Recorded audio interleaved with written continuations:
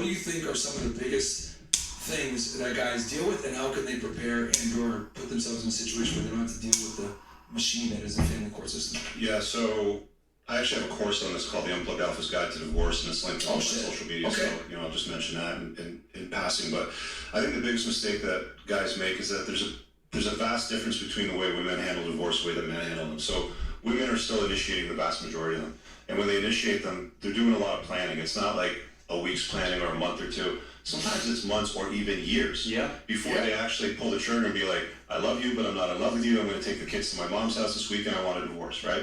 So there's a big setup to it. Like they sit down with their girls, they have some wine. Oh, girl, you can do this, that, and the other thing. They get some advice. Guys don't get that. Yeah. They're usually blindsided. They're like, the only sign they usually get is they're not getting any kind of bedroom intimacy. They're getting a lot more disagreements. She's fighting with them a lot more, stuff like that. Things they think are normal. Yeah, for a lot of married people. Right? Yeah.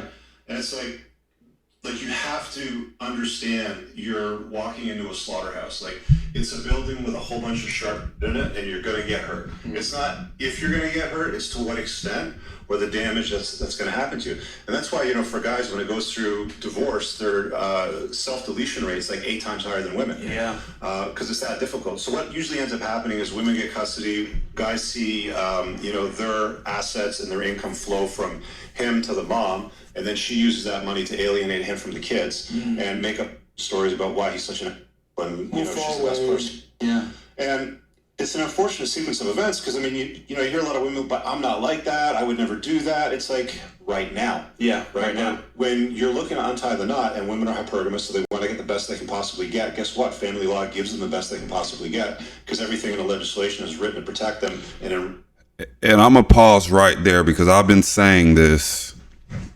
For the ones that know, I've been saying this, and I'm glad that I actually have a plus one now that has exactly said the same thing I've been saying this whole entire time.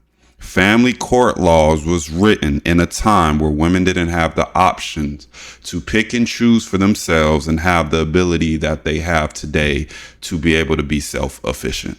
And they have not rewritten it since then. And it needs to be addressed. It needs to be addressed. 2, for men in his situation, this is only for guys that have some type of net worth, some type of motion going, right? If you're married to somebody, and it might be funny because somebody be like, well, why would a woman marry a man that's broke? But you have them out there, for rich or poor, sickness and health. More than likely, when you have money, that's when the strategic planning comes into play.